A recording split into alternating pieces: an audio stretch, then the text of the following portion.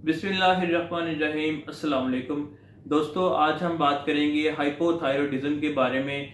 और मैं आपको बताऊं कि 50% ख़वातीन को फीमेल्स में ये मसला पाया जाता है। मेल्स में भी ये मसला मौजूद होता है, लेकिन मेल्स की बजाय जो फीमेल्स होती हैं उनमें ये मसला ज़्यादा होता है।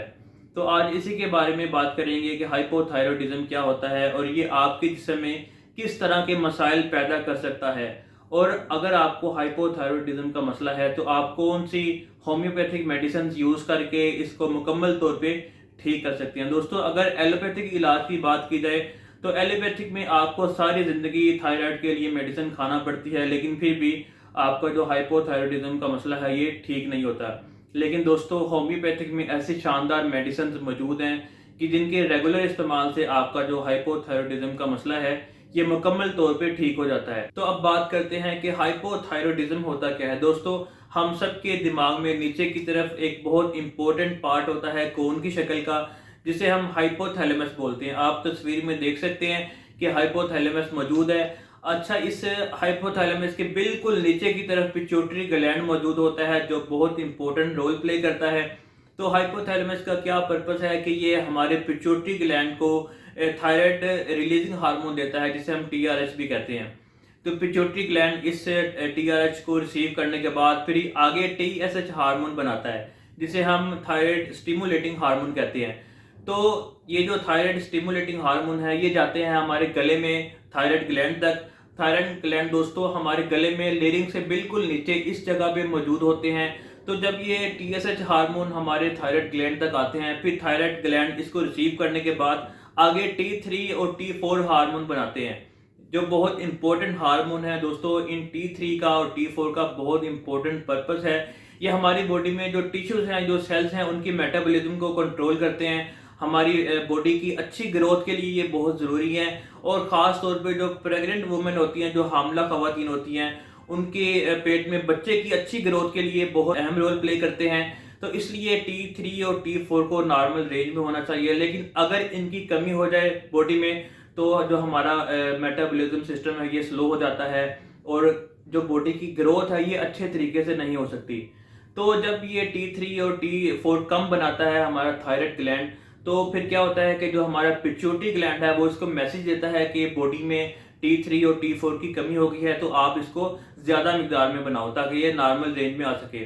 तो इस कंडीशन में ये पिट्यूटरी ग्लैंड करता क्या है कि टीएसएच जो हार्मोन जो पिट्यूटरी ग्लैंड बनाता है वो ज़्यादा मिकदार में बनाता है, ताकि ज़्यादा मिकदार में टीएसएच हार्मोन हमारे थायराइड ग्लैंड तक पहुंचे और ज़्यादा मिकदार में T3 और T4 प्रोड्यूस हो।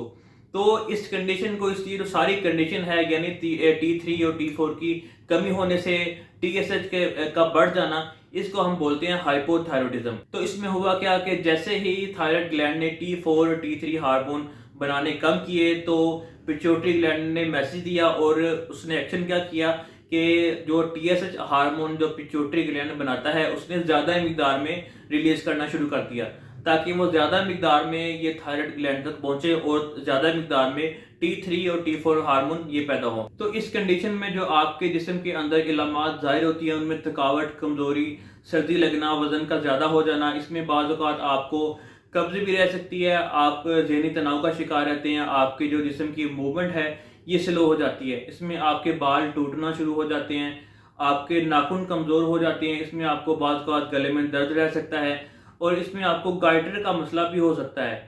या अगर आप प्रेग्नेंट वुमेन है तो आपके जो बच्चे की ग्रोथ है ये मुकम्मल और बेहतर तरीके से नहीं हो पाती। तो दोस्तों, अगर इसके इलाज की बात की जाए तो एलोपैथिक में इसका कोई इलाज मौजूद नहीं है। आपको सारी ज़िंदगी मेडिसिन खाना पड़ती है, लेकिन इसके बावजूद आपका जो हाइपोथायरॉयडिज्म का मसला है ये ठीक नहीं होता। लेकिन दोस्तों, अगर होम्योपैथिक इलाज की बात की जाए तो होम्योपैथिक में ऐसे शानदार मेडिसिन मौजूद हैं कि आपका जो हाइपोथायरॉयडिज्म का मसला है ये रेगुलर मेडिसिन लेने के बाद मुकम्मल तौर पे ठीक हो जाता है और आपको सारी ज़िंदगी मेडिसिन खाना नहीं पड़ती। लेकिन दोस्तों, याद रखें कि जो मेडिसिन आपको मैं इस वीडियो में बताऊंगा उनके बहुत अच्छे रिजल्ट हैं, लेकिन ये मेडिसिन आपने हमेशा अपने होम्योपैथिक डॉक्टर की गाइडेंस में खानी है। तो इसमें जो सबसे पहली बेहतरीन होम्योपैथिक मेडिसिन है जो हाइपोथायरॉयडिज्म में बहुत अच्छा रिजल्ट देती है वो है दोस्तों कैलकेरिया कार्ब। इसको थायराइड के मसले में बहुत ज़्यादा यूज़ किया जाता है, ख़ास तौर पे जो मोटे लोग होते हैं, जो मोटापे का शिकार होते हैं। अगर उनको सर्दी लगे, उनमें कब्ज़ रहे और बाज़ औक़ात उनका दिल उबले हुए अंडे, चूना मिट्टी खाने का करता है, अगर ये इलामात नज़र आएँ तो दोस्तों ये जो किलकेरिया कार्ब मेडिसिन है ये बहुत अच्छा काम करती है। और जो इसमें सेकंड बेस्ट होम्योपैथिक मेडिसिन है वो है थायरोडाइनम 30। इसको आपने हाइपोथायरॉयडिज्म में दिन में 2 से 3 बार यूज़ करना है। और जो थर्ड नंबर पे बहुत बेहतरीन होम्योपैथिक मेडिसिन है वो है दोस्तों आयोडियम 30। इसका भी आपने हाइपोथायरॉयडिज्म में दिन में 2 से 3 बार यूज़ करना है। और ये 3 मेडिसिन बेस्ट होम्योपैथिक मेडिसिन है हाइपोथायरॉयडिज्म के बारे में। दोस्तों अगर आप ये मेडिसिन रेगुलर इस्तेमाल करते हैं तो आप देखेंगे कि आहिस्ता आहिस्ता आपका जो हाइपोथायरॉयडिज्म का मसला है ये मुकम्मल तौर पे ठीक हो जाता है। तो दोस्तों उम्मीद है कि ये वीडियो आपके लिए फ़ायदेमंद साबित होगी। इस वीडियो को लाजमी लाइक और शेयर करें और चैनल को सब्सक्राइब करें। मिलते हैं अगली वीडियो में, तब तक के लिए अल्लाह हाफिज़।